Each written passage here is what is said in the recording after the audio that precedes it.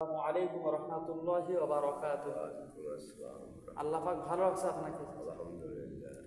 তো এখন আমার প্রশ্ন আপনার কাছে যে আল্লাহ পাক তো সুস্থ রাখছে, আলহামদুলিল্লাহ, বাড়ির সবাইকে ভালো রাখছে। আছে আলহামদুলিল্লাহ। তো এখন বিষয়টা হইলো, আপনার কত বছর বয়স চলতেছে এখন? এখন আমার মাঝে ৭৭ ৬৮ বছর জি। এইরকম চলবে। ৬৮ ৭৭ হয়েছে, আহ, এই দুই রকমের কথা। হ্যাঁ, জি। মানে সঠিক কথা বলতে পারি না, মানে ৬৮ ৭৭ হয়েছে। তা আল্লাহর রহমতে আপনি আগে তো নামাজ কালাম পড়েন নাই না, এখন নামাজ কালাম পড়া কত বছর হইল শুরু করছেন ৫ ওয়াক্ত নামাজ? ৫ ওয়াক্ত নামাজ অন্তপক্ষে ৩০ বছর পর্যন্ত। ৩০ বছর আছে। ৩০ বছরের আগে আপনি শুধু জুমা পড়তেন? খালি জুম্মে পড়ছি, বুঝতে পারি নাই। জি। ভুল আমি অনেকে করছি, ভুল আল্লাহর কাছে। এখন আমি বুঝবেন লাগছি যে যখন ৫ ওয়াক্ত নামাজ পড়বে যাচ্ছি, তখন হাতে বুঝবেন লাগছি যে না, দুনিয়া কিছুই নাই, শুধু নামাজ ছাড়া কোনো আমার উপায় নেই। হ্যাঁ, ইমানকে ঠিক করিয়া করিয়া নামাজকে পড়া লাগে। ইমান ঠিক করিয়া, ইমানটা মস্ত বড় কথা, মস্ত বড় জিনিস, প্রধান কথা ইমান। হ্যাঁ, আর মারা কিন্তু যাওয়া লাগবে না, আল্লাহর কাছে যাওয়াই লাগবে। যাওয়াই লাগবে, আল্লাহর কাছে যাওয়াই লাগবে। হ্যাঁ, ওখানে কোনো রেহাই নেই, প্রত্যেকের মৃত্যু স্বাদ দিতে হবে। জি, আলহামদুলিল্লাহ। তা মানুষ দুনিয়ার বুকে যে মনে করেন ছেলে মেয়েদেরকে চাকরি করে, সরকারি চাকরি তারা যে করায় না, আরবি লেখাপড়া হাফেজ আলেম বানানো দরকার না সরকারি চাকরি? আপনার এই বিষয়ে মতামত? আরবি কোরআনে শিক্ষা প্রতি করার দরকার। তাছাড়া যদি চাকরি করে, সেনাবাহিনী করে, আর্মি করে, বিডিআর করে, কোনো লাভ নেই। দুনিয়াতে লাভ হবে, আখেরাতেও লাভ পাবে। হ্যাঁ, কোরআনের কথা, এটা আমার মুখের কথা নয়, কোরআনের কথা। যে আছে, হ্যাঁ, কোরআনে আছে। যে হাদিসে একটা কথা আছে যে তলাবুল ইলমি ফারিদাতুন আলা কুল্লি মুসলিম। প্রত্যেকটা মুসলমান নরনারী তাদের জন্য দ্বীনের জ্ঞান, দ্বীনি ইলম শিক্ষা করা ফরজ। যে এখানে প্রিয় দর্শক বন্ধু যারা আপনারা দেখতেছেন, আমি আপনাদের উদ্দেশ্যে একটু কথা বলি। আসলে ইনি মহাব্বতের মানুষ। তাহলে আপনার বাসা কোন জায়গা হচ্ছে? কাউনিয়া থেকে কত দূর যাওয়া লাগে? কাউনিয়াতে গিয়া 2 কিলো যাইতে হয়। যে গ্রামের নাম কি আপনার? শহীদবাগ ইউনিয়ন, শহীদবাগ ইউনিয়ন, জি। কিন্তু আমার গ্রাম সাবদি মলটারি, সাবদি মলটারি, 7 নম্বর ওয়ার্ড। জি। বলে বোঝা?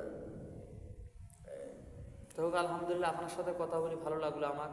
এখানে যারা দেখতেছে তারা বিষয়টা বুঝতে পারবে যে আপনি নামাজ আগে পড়েন নাই, শুধু জুমা পড়তেন, পরে পড়ছেন, বুঝ আল্লাহ পাক দিছে, হেদায়েত দান করছে। তারপর রসুলের সুন্নত আপনি দাড়ি রাখছেন, মাশাআল্লাহ, খুব সুন্দর। আর অনেকে দাড়ি কাটাকাটি করে, এই ব্যাপারে আপনার মতামত কি? কি বলেন আপনি? অনেকে যে দাড়ি কাটে, সাইজ করে, সেটা ভালো না, সেটা ভালো হবে না। সাইজ করা মানে দাড়ি তো কাটাই চলে না। জি, আলহামদুলিল্লাহ। তারপরেও তো মনে করে মানুষ খাটো করি নেই করে, হ্যাঁ, এই নবীর সুন্নত ধরে মৃত্যু হইতে হবে।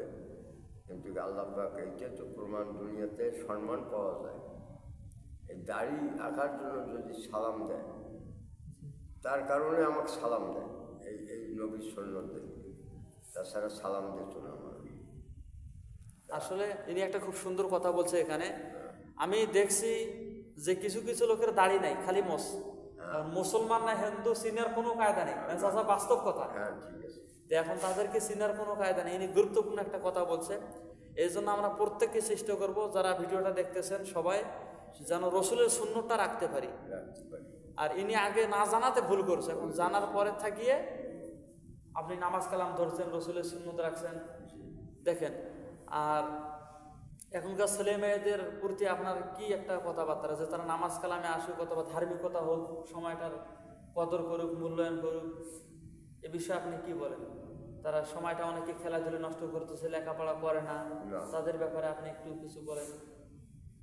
এখন তারা তো ওই খেলাধুলা নিয়েই দুনিয়া চলাফেরা, ওইটাই অংশাংশা করে। হ্যাঁ, এখন তো বোঝে না, তারা বুঝে আসে নাই। বুঝে আসার দরকার। আল্লাহ পাকের কোরআনের আদেশ পালন করা লাগবে, তাছাড়া কোনো উপায় নেই। এখানে অপশন দুইটা, আল্লাহর হুকুম, রসুলের তরিকা। হ্যাঁ, রসুলের তরিকা, আল্লাহর হুকুম, রসুলের তরিকায় পালন করা লাগবে, মানা লাগবে, চলা লাগবে। আমরা তো লেখাপড়া জানি না, শিক্ষিত নয়, জি তবু আমার জ্ঞান মাত্র আল্লাহ পাক দিয়েছে ভিতরে, এইটাই আমাদের অভিজ্ঞতা হয়েছে। আমি কম জানলেও আমার আমেলটা যদি বেশি থাকে, জি, আল্লাহ পাক কবুল করে নেবে। আমলটা তাহলে মেন মানুষের না, যে আমল। আমল। তা প্রিয় দর্শকবৃন্দ, আপনারা দেখলেন বিষয়টা, বুঝলেন, অনেকগুলি বিষয় আমরা শিখলাম, বুঝলাম। আল্লাহ যে রসুল্লাহ সাল্লাহ সাল্লামের সুন্নতি দাড়ি মোবারক চেষ্টা করবো ইনশাল্লাহ। আর এখানে বিষয় হলো অনেক শিক্ষণীয় বিষয় আমরা জানতে পাইলাম, বাচ্চা কাচ্চাদের সময়ের কদর করা এবং তারা যেন লেখাপড়ার দিকে মনোযোগী হয়। যারা গার্ডিয়ান আছেন তারা অবশ্যই আপনাদের ছেলে মেয়েদেরকে লেখাপড়ার দিকে একটু মনোযোগী বা তাদের দিকে ভ্রুক্ষেপ করবেন। টিচার যারা আছে, শিক্ষক মহোদয়। এবং নামাজের ব্যাপারে চাচা, নামাজের ব্যাপারে অনেকেই রুকু সেজদা ঠিক মতো করে না, সেজদা একটা দিয়ে যে দোয়া বা বিভিন্ন কিছু আদায় করে না, তাতে কি নামাজগুলো আপনার মতামতে ঠিক হয় না, হয় না?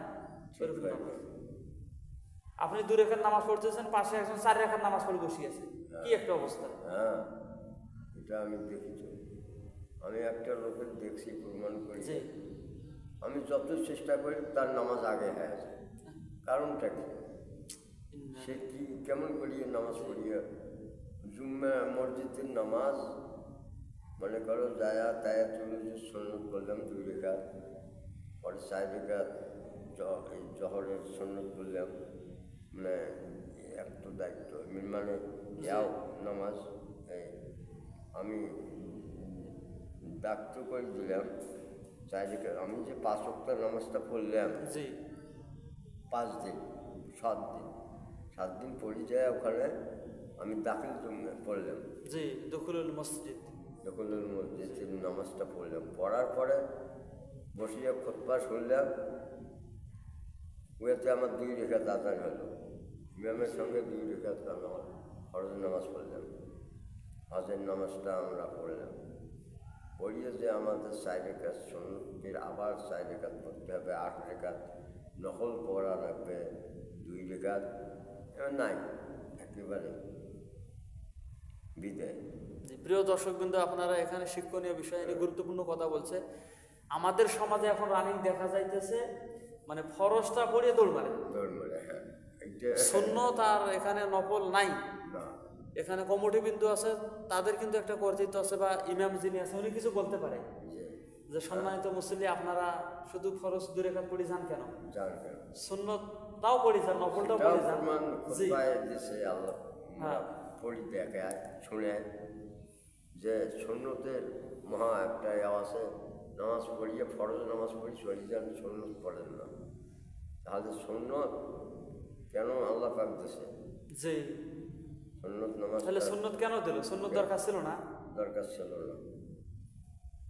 এখন এইরকম অনেক বুঝতে আসেন, বুঝে আসেন, কোনো লাভ নাই দুনিয়াতে, কিছুই যতই করেন লাভ নাই। তাতে আজকে আপনার একটু কথাবার্তা বলে দিনের বিষয় কেমন লাগলো? বিষয়গুলি আমাদের আলহামদুলিল্লাহ, আমিও শুকরিয়া আদায় করি যে আপনার মতো লোকের সাথে কথাবার্তা বলি। আসলে আমি আল্লাহ তাআলার কাছে শুকরিয়া আদায় করি যে কোথায় কাউনি আর কোথায় এদিকে পীরগাছা আপনি আসছেন, আলহামদুলিল্লাহ, বেড়ার জন্য, দেখার জন্য। না বাবা, আল্লাহ আমাকে পড়াইলো, বহু মসজিদে নামাজ পড়ছি বিভিন্ন জায়গায়।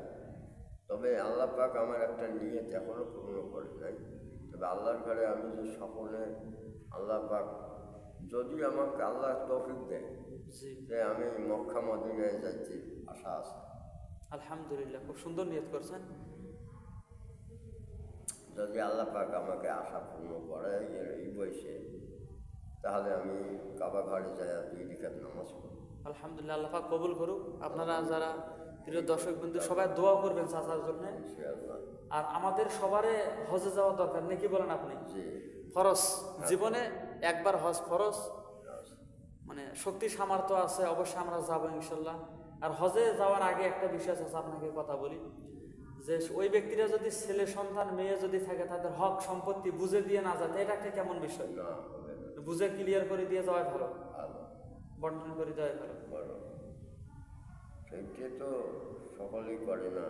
জি আমার ছেলে গেছে, মেয়েকে আমার দেয় না, জি মেয়েক না দিয়ে হজ করতে গেছে আমার ওখানে, বুঝলেন না? জি। কোনোদিন তার হজ কবুল হবে। প্রিয় দর্শক বিন্দু, আমিও জুমার দিনও এই কথাটা বলি, সামনে আমার চাচা আছে, আপনার উদ্দেশ্যে কিছু কথা বলি।